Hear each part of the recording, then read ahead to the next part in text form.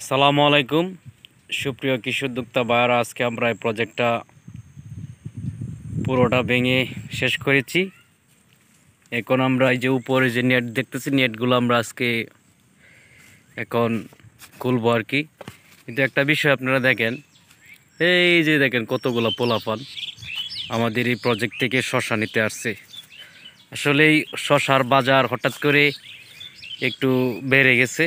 আপনারা প্রত্যেকে জানেন যে শশার বাজার যেহেতু একটু বেড়ে গেছে, এতে কিন্তু আসলে একটু খারাপ লাগতেছে। খারাপ লাগলেও কিছু করার নাই। এই যে দেখেন শত শত শশা কিন্তু প্রজেক্টে পড়ে আছে। এই শশাগুলো কিন্তু যদি বাজার ভালো থাকতো তাহলে কিন্তু আমরা সেল করতে পারতাম। আপনারা প্রত্যেকে জানেন যারা শশা চাষ করছেন, মাঝখানে কিন্তু বাজারটা একবারে কম ছিল। এই কম থাকার কারণে কিন্তু আমরা শশা আপনার বিক্রি করতে পারি নাই। 200-300 টাকা মন ছিল। আর 2 দিন যাবৎ কিন্তু শশার বাজারটা একটু হাই। আমাদের এদিকে 1100-1000 এরকম বাজার। তবে এই বাজারটা যদি থাকে তাহলে যারা কৃষক, যারা শশা চাষ করছেন, তারা অনেকটাই আপনারা লাভবান হবেন। কারণ একজন কৃষক পরিশ্রম করে, সে শুধু লাভের জন্যই পরিশ্রম করে, লসের জন্য নয়। এরকম একটা বাজার প্রত্যেকে চান। এই বাজারটা যদি আপনার পুরো রমজান মাস থাকে বা আপনার রমজান মাসটা যদি থাকে, তাহলে কিন্তু আপনারা যারা শশা চাষ করছেন এখান থেকে ভালো একটা আর্নিং করতে পারবেন। এখান থেকে আমরা তেমন একটা আর্নিং করতে পারি না, আমাদের লস হয়েছে এই শশার প্রজেক্টে। আমরা প্রত্যেকে জানেন, আমি একটা ভিডিও দিয়েছিলাম, লসের একটা ভিডিও দিয়েছিলাম। এই প্রজেক্টে অনেকটাই লস হয়েছে। লস হওয়ার কারণটা হচ্ছে আপনার বাজার ভালো ছিল না। ফলন মাশাআল্লাহ ভালো হয়েছিল, প্রায় এখান থেকে আপনার 100 মণ শশার মতো হারভেস্ট করেছিলাম।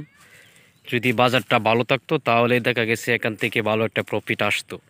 যদি 2700 বাজার থাকতো তাহলে কিন্তু একটা প্রফিট আসতো। সুপ্রিয় কৃষি উদ্যোক্তা ভাইয়ারা, এখানে আমরা চিন্তা ভাবনা করতেছি এই প্রজেক্টটাতে আমরা 2 ধরনের ফসল চাষ করব। আমরা 2 ভাগে ভাগ করব। এই দিক দিয়ে অর্ধেকটা আমরা আপনার করল্লা লাগাবো, আর ওই সাইডে অর্ধেকটা আমরা চিন্তা লাগাবো। আসলেই আমরা বেডগুলা ভাঙবো না, এই বেডগুলাতে আমরা সুন্দরভাবে জমিটা পরিষ্কার করি।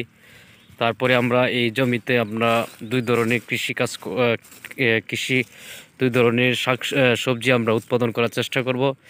কীরকম হবে অবশ্যই আপনারা কমেন্টসে জানাবেন। আর কারো যদি পুরনো বেডের মাঝে করল্লা এবং চিন্তা করা অভিজ্ঞতা যদি থাকে, অবশ্যই আমার কমেন্টসের মাধ্যমে জানিয়ে দিবেন। আর কীরকম হবে আপনার একই বেডে শশার পরে করল্লা এবং চিন্তা কেমন হবে, অবশ্যই আপনারা যারা আমার ভিডিও দেখবেন, অবশ্যই যাদের অভিজ্ঞতা আছে অবশ্যই আপনারা কমেন্টসে একটু জানিয়ে যাবেন। আর শশা চাষের অথবা অন্যান্য কৃষি বিষয়ের যেগুলো তথ্য পেতে অবশ্যই আমাদের চ্যানেলটা সাবস্ক্রাইব করবেন এবং প্রত্যেকটা ভিডিও অবশ্যই লাইক করতে বলবেন না।